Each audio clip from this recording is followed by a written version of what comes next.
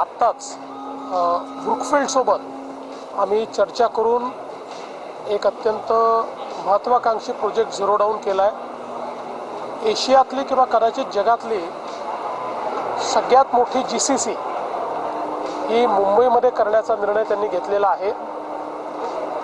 जवळपास 20 lakh square foot ही GCC असणार आहे। 15,000 लोकांना डायरेक्ट आणि 30,000 लोकांना इनडायरेक्ट असं 45,000 एम्प्लॉयमेंट तयार करणारी ही GCC असणार आहे। आणि आपला जो प्रयत्न आहे की महाराष्ट्राला GCC कॅपिटल करायचं, त्या दृष्टीनं ही बैठक अत्यंत पॉझिटिव्ह झालेली आहे आणि त्यांनी जवळपास तो निर्णय घेतला। लवकरच त्या संदर्भात आम्ही त्यांच्यासोबत MOU देखील साईन करू।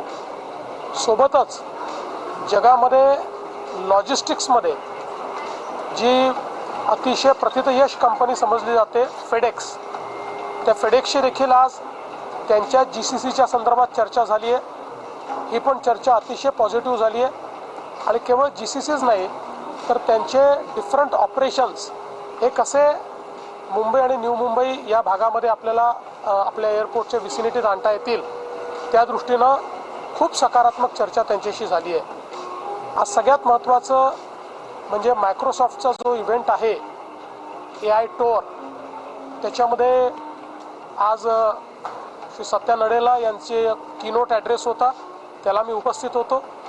त्या कीनोट ॲड्रेसमध्ये त्यांनी महाराष्ट्रासोबत एक जो काही आपण त्या ठिकाणी प्लॅटफॉर्म तयार केलेला आहे क्राईम AIOS, त्या प्लॅटफॉर्मची फिल्म देखील दाखवली आणि आर्टिफिशियल इंटेलिजन्सचा उपयोग करून कशा प्रकारे आपण क्राईम कंट्रोल करू शकतो याचं जे महाराष्ट्राने उदाहरण तयार केलं आहे मायक्रोसॉफ्टसोबत, ते शोकेस करण्यात आलेलं आहे।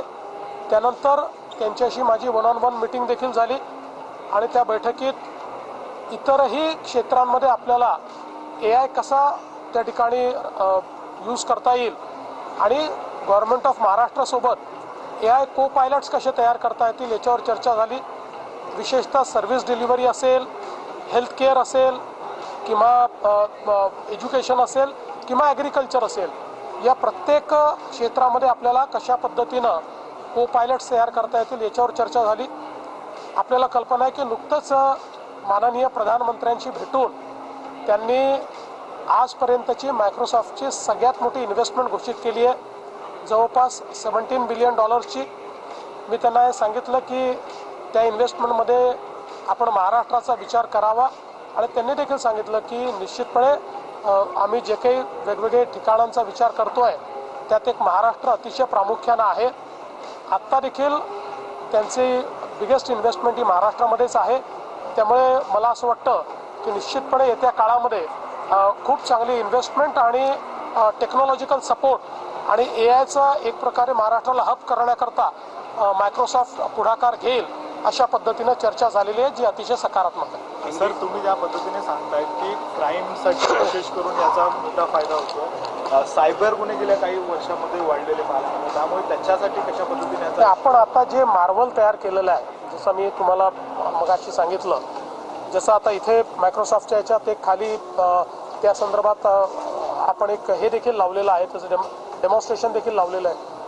हे असं टूल आपण तयार केलं आहे की सायबर क्राईम आणि फायनान्शियल क्राईममध्ये इतकं फास्ट डिटेक्शन होतं, ज्या डिटेक्शनला तुम्हाला 3-3, 4-4 महिने लागायचे ते 24 तासात होत आहे आणि त्यातनं लोकांचे पैसे वाचतायत, आपण गुन्हेगारांना अटक करतोय, प्रिव्हेंटिव्ह देखील आपण करू शकतोय, आपण एक प्रकारे प्रिडिक्टिव्ह देखील करू शकतोय।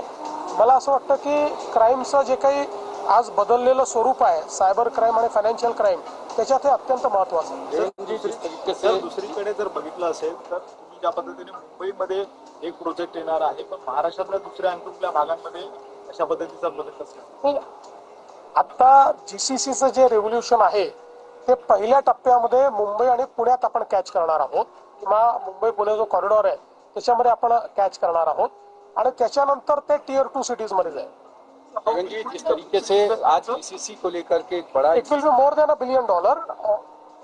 Most exciting part is that for the first time in Asia or probably in the world, they will be constructing property worth 2 million square feet, and most exciting thing will be it will host 15,000 people, direct jobs for 15,000 people and indirect jobs for 30,000 people. So one single project will actually create 45,000 jobs. जैसे आज कई सारे CO से आपकी मुलाकात हुई और खास करके जीसीसी को लेकर बड़ा इन्वेस्टमेंट का भी यहाँ आज तय हुआ है। देखिए, आज कुछ बहुत महत्वपूर्ण फैसले हमारे हुए हैं। विशेष रूप से ब्रुकफील्ड के साथ हम लोगों ने आज जो एक फैसला लिया है उसमें ब्रुकफील्ड ये करीब 20 लाख स्क्वायर फुट एक जीसीसी तैयार कर रहा है। ये एशिया की सबसे बड़ी और शायद दुनिया की भी सबसे बड़ी जीसीसी होगी। इसमें करीब 15,000 लोगों को डायरेक्ट एम्प्लॉयमेंट मिलेगा और 30,000 लोगों को इनडायरेक्ट एम्प्लॉयमेंट मिलेगा। 45,000 जॉब्स क्रिएट करने वाला, और ये वैल्यू जॉब्स है, जो डायरेक्ट जॉब्स है बहुत वैल्यू जॉब्स है, तो इसको क्रिएट करने वाला एक बहुत महत्वपूर्ण इस प्रकार का फैसला होगा। इसके साथ साथ फेडेक्स, जो दुनिया की लॉजिस्टिक्स की एक सबसे बड़ी कंपनी के रूप में जिसको देखा जाता है, वो भी अपनी जीसीसी और उसके साथ साथ एक प्रकार से उनकी कंप्लीट इकोसिस्टम वो भी मुंबई के आसपास मुंबई पुणे कॉरिडोर में करने का विचार कर रहे। चूंकि न्यू मुंबई एयरपोर्ट ने लॉजिस्टिक्स के लिए एक नया एक जरिया खोला है, तो उसको लिवरेज करने का उनका प्रयास है। उनके साथ भी हमारी बातचीत हुई है। और आज का सबसे महत्वपूर्ण इवेंट एआई टूर, जो माइक्रोसॉफ्ट का श्री सत्या नडेला आज मुंबई में है। अभी उन्होंने प्रधानमंत्री जी की भी मुलाकात की है। उनके साथ भी जो उनका कीनोट एड्रेस था उसमें मैं हाजिर था। उसमें उन्होंने महाराष्ट्र के साथ जो हमारा उन्होंने एक क्राइम एआई ओएस तैयार किया है, जो प्लेटफॉर्म तैयार किया, मार्वल के नाम से हम लोग उसको चलाते हैं। एक बहुत ही सक्सेसफुल केस है। उस केस को उन्होंने शोकेस किया, उसका वीडियो भी उन्होंने शोकेस किया। उसके बाद उनके साथ मेरी 1-on-1 मीटिंग भी हुई।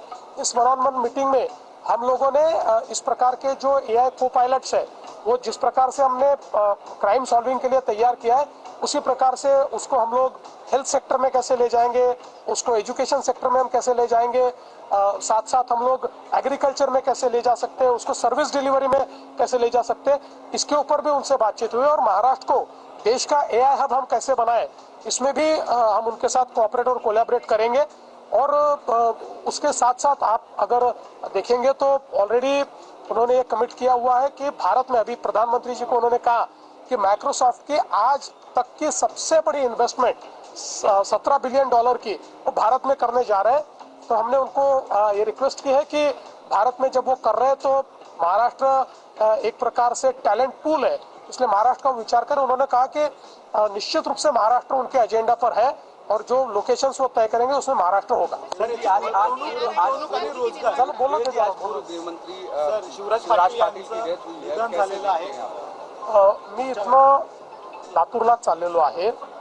शिवराज पाटील साहेब महाराष्ट्राच्या राजकारणात एक अत्यंत मोठं नाव आहे आणि देशाचे गृहमंत्री, लोकसभेचे सभापती किंवा अध्यक्ष आणि महाराष्ट्रातही अध्यक्ष आणि वेगवेगळ्या रोलमध्ये त्यांनी जे काम केलं आहे, एक अतिशय रिस्पेक्टेड अशा प्रकारचे नेते म्हणून त्यांच्याकडे पाहिलं जातं।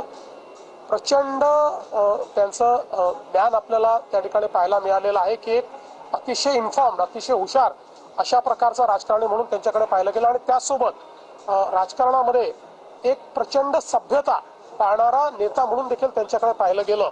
त्यामुळे ज्याला एक रिस्पेक्टेड लीडर आपण असं म्हणतो की ज्यांच्याबद्दल सगळ्यांना आदर आहे, पक्षाच्या पलीकडे संपर्क ठेवून, आदर ठेवून काम करणारे ते नेते म्हणून आपल्याला पाहायला मिळतात। एक मोठी कारकीर्द आहे, ज्या कारकिर्दीबद्दल खूप गोष्टी आपल्याला सांगता येतील, त्या मी नंतर बोलीन त्याच्यावर। पण मला असं वाटतं की निश्चितपणे महाराष्ट्रातलं एक मोठं नेतृत्व हे आज आपल्यातनं गेलेलं आहे आणि शिवराज पाटील हे वेगवेगळ्या कारणांनी निश्चितपणे आपल्याला आठवणीत राहतील। त्यांनी केलेल्या कार्यामुळे आपल्याला आठवणीत राहतील। माझं स्वतःचं देखील खूप पर्सनल त्यांच्याशी चांगले संबंध आले आणि अतिशय त्यांचं प्रेम मिळालं। अनेक वेळा चांगले निर्णय घेतल्यानंतर स्वतःहून समोरून फोन करून ते निर्णय अप्रिशिएट करण्याचा मनाचा मोठेपणा देखील शिवराज पाटील साहेबांमध्ये होता आणि म्हणूनच अशा प्रकारचं व्यक्तिमत्व आपल्यातनं गेलं ही खरोखर महाराष्ट्राच्या सामाजिक राजकीय अशा या सगळ्या वातावरणात एक अतिशय दुःखाची अशा प्रकारची परिस्थिती आहे. शरद पवारांचा आज वाढदिवस हे निश्चितपणे पवार साहेबांच्या जन्मदिनाच्या निमित्ताने मी त्यांना खूप खूप शुभेच्छा देतो आणि ईश्वराने त्यांना दीर्घ आयुष्य द्यावं, उत्तम आरोग्य द्यावं आणि जी काही त्यांच्या परीनं ते सेवा करतायत त्यांनी करत राहावं. शिवराज पाटिल सर मुंबई महानगरपालिकेसाठी आज ये बहुत ही दुख की बात है कि देश के पूर्व गृह मंत्री लोकसभा के अध्यक्ष शिवराज पाटिल जी का दुखद निधन हुआ है। अभी मैं यहाँ से लातूर ही जा रहा हूँ उनका अंतिम दर्शन करने के लिए। 90 साल की उनकी आयु रही है और बहुत सालों तक उन्होंने महाराष्ट्र और देश की राजनीति में अपना वजूद दिखाया है, बहुत अच्छा कार्य भी किया है। एक बहुत ही जेंटलमैन इस रूप से उनकी तरफ देखा जाता था, एक ऐसे राजनेता जो एक अलग प्रकार की राजनीति करते से बहुत ही अलग अलग पार्टियों में भी उनके प्रति बहुत आदर था, सम्मान था, बहुत सम्मानित इस प्रकार के राजनेता थे और महाराष्ट्र के और देश की राजनीति में उन्होंने बहुत अच्छे कार्य भी किए। तो मुझे ऐसा लगता है कि इस प्रकार के व्यक्ति का जाना हमारे लिए बहुत दुखद है। मैं उनको बहुत बहुत श्रद्धांजलि अर्पण करता हूँ।